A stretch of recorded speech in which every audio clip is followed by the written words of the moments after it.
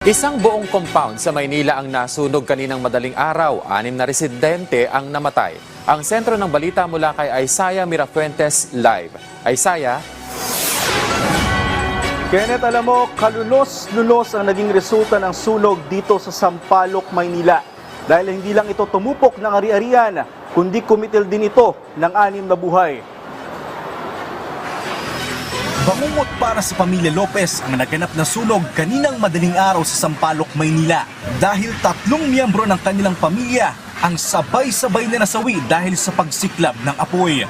Banding namin yung magkasundo kami, daingan kami, at magtulungan kami sa lahat ng bagay.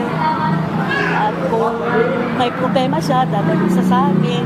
Nasawi ang kanyang kapatid, hipag at ang kanyang pamangkin.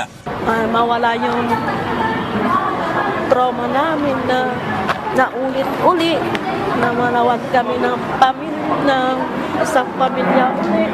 Sana po, paraos po kaming magkakapatid. Kasi kumbaga siya na lang po yung pinakaasahan namin na makatulong sa amin. Ngayon, wala na po. Biglang naglaho na walang. Maliban sa kanila, may 3 iba pa ang nasawi. Ang pinakamatanda, 80 taong gulang na lola. 6 na tao ang agad na nasawi dahil sa sunog na nagsimula mag-aalas 3 kaninang madaling araw. Isang buong compound ang nasunog at ang gusali ay may 4 na palapag. Nasunog ang lahat ng kwarto sa gusali, katumbas yan ng nasa 13 pamilya ang nawalan ng bahay. Ang gusali ay may kalumaan na siyang dahilan kaya mabilis na kumalat ang apoy. Ito yung natatanging daan para makalabas ang mga residente mula sa nasusunog na compound. Kung mapapansin nyo, magkabila, puro pader at halos iisang tao lang ang kakasya dito. Ito ang dahilan kaya nahirapang makalabas ang mga residente mula sa nasusunog nilang bahay at ito rin ang dahilan kaya nahirapan ang Bureau of Fire Protection na mabilis na maapula ang apoy. Posibleng kasarapan ng tulog rin ng mga biktima ng mga oras na nasusunog ang gusali. Kaya nang magising sila ay malakas na ang apoy. Inaalam pa ang pinakasanhi ng sunog, ngunit Christmas light ang isa sa tinitingnan posibleng mitsa nito. Kailangan lang po natin mag-ingat at kung kasi palapit yung Pasko, maraming gumagamit ng ating mga pailaw. Huwag po natin siyang hayaan nakailaw ng 24 oras. Pag sila po ay natutulog na, i-off na po nila yung mga Christmas lights. Ang sunog ay umabot sa ikalawang alarma. Tinatayang aabot sa 120,000 pesos ang kabuoang halaga ng pinsala. Ang mga nasunugan naman ay pansamantala munang nananatili sa Laonglan Elementary School.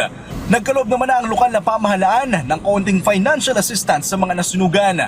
Pero sa lungsod ng Maynila, halos linggo-linggo nang nagkakasunog. Oo, nakakalungkot po talaga. Actually, sunod-sunod na po yan eh. Nakakalungkot dahil unang-una, syempre nasunugan ka. Tapos, magdadating pa yung Kapaskuhan. So, nakakalungkot po lalo-lalo sa pamilya nila at lalo-lalo na po at meron pong mga nasawi. Kaya paalala ng lokal na pamahalaan ang ibayo pang pag-iingat. Alam mo, Kenneth, halos 2 oras lamang nagtagal ang sunog dito sa Sampaloc, Maynila. At nakausap ko nga ang isa sa mga kaanak ng ilan sa mga nasawi dito sa sunog. At nakausap ko ang pamilya Lopez. Sinasabi nila na hindi pa raw alam ng ilan sa kanilang mga kamag-anak ang nangyaring sunog dito at hindi pa nila alam na 3 sa kanilang mga kaanak ang nasawi. Kaya kung mapapanood daw nila ang ulat na ito ay pinapaalam nila ang nangyari sa kanilang kaanak at nangangailangan din sila ng tulong. At yan muna ang latest mula dito sa Sampaloc, Maynila. Balik muna sa iyo, Kenneth. Maraming salamat, Isaiah Mirafuentes.